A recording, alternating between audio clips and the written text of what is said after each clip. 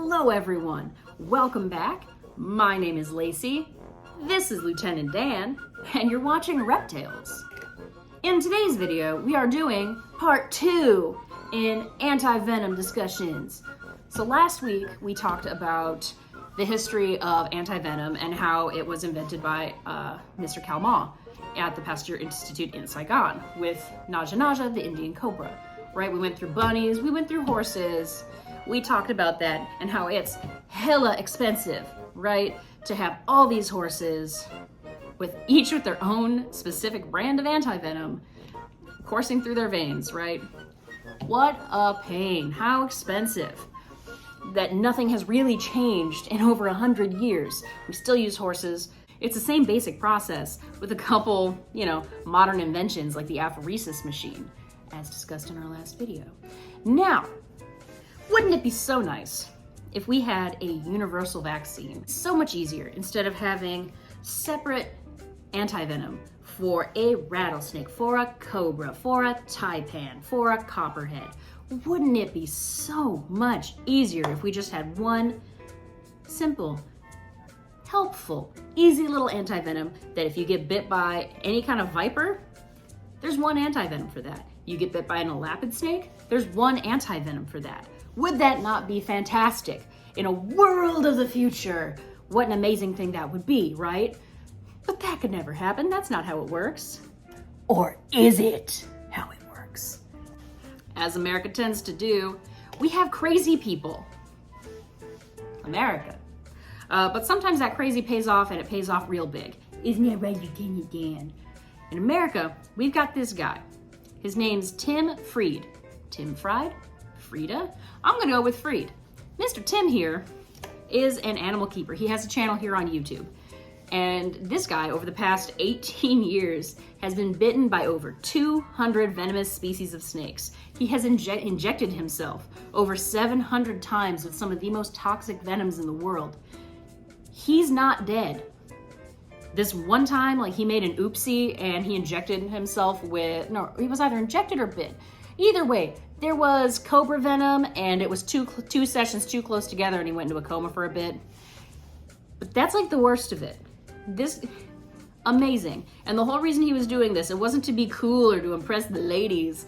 It was literally just so he could try to have some protection when he was handling his own snakes. So he's got a YouTube channel. He's doing great. He's resistant to the venom. What a lucky dude, right? And some people oh, it's a wives' tale. You can't be immune to snake venom. Well, here's a personal anecdote, friends. My uncle, again, America. My uncle used to keep a rattlesnake under his hat, and he would take off his hat to show people and be like, haha, there's a snake here. And he was bitten by that rattlesnake more than a couple times. And eventually he ended up just being fine. So, from my own personal experience, I'm like, okay, that's not too crazy, right? This Tim guy, maybe there's something to it. And similarly, there were a couple scientists who thought the same thing, like maybe there's something to it. And some of the scientists went up to Tim, they're like, hey man, this is gonna sound real weird, but can I look at your blood? Would that be chill? Would that be cool? Can I do that? And Tim, being the straight up G that he is, was like, yeah man, sure, let's see what we got. Let's check it out. And what the scientists found was that his body's got some crazy antibodies. His blood is amazing. After all these years of injecting himself and being bitten, he's got top tier antibodies, right? And they've done studies with mice. And what they found, they had each of these mice be envenomated by a different type of venom from a different snake. And the only thing that they treated these mice with was an anti-venom made from Tim's own blood. How metal is that? And you'd think that's kind of weird, using his blood, using his plasma like that. Nay, nay, I say. Because it worked. It covered 13 different types of venom just with this first iteration. And that's unheard of because these mice were injected with venom from different types of snakes. And they each got the exact same anti-venom treatment made from Tim's blood. How freaking cool is that? Now, this is still in the early stages. This is in early development. There's a lot of work to do. And Tim, from my understanding, is just beyond the moon. Like, this has been picked up by the BBC. This is news. This is right up there with, in my opinion, this is right up there with the random Australian guy who gave us the injections for people who have RH issues with pregnancy when the baby has a different blood type than the mom. Literally all of that is derived from one Australian man.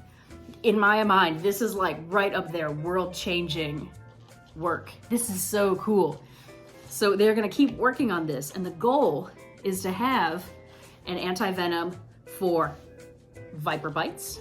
So vipers being your bushmaster, your rattlesnake, your copperheads, your cottonmouths, and an anti-venom for elapid snakes, so your cobras, your taipans, your mambas.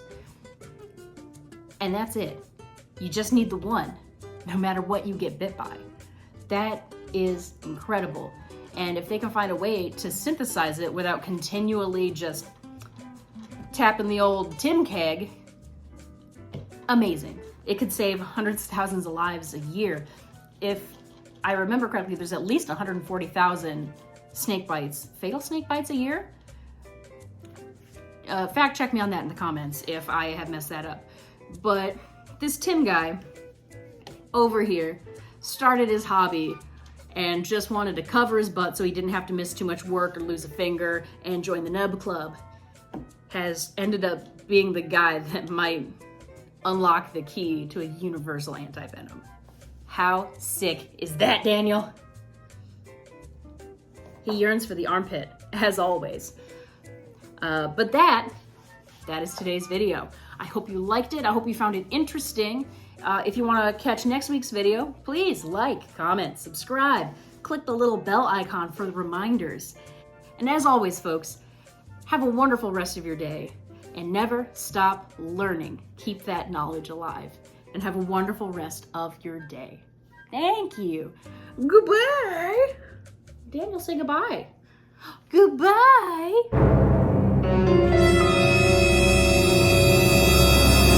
Sometimes you're just trying to make a video and your cat wants to show his butt to the world. He's a very sweet man. This is Sylvester.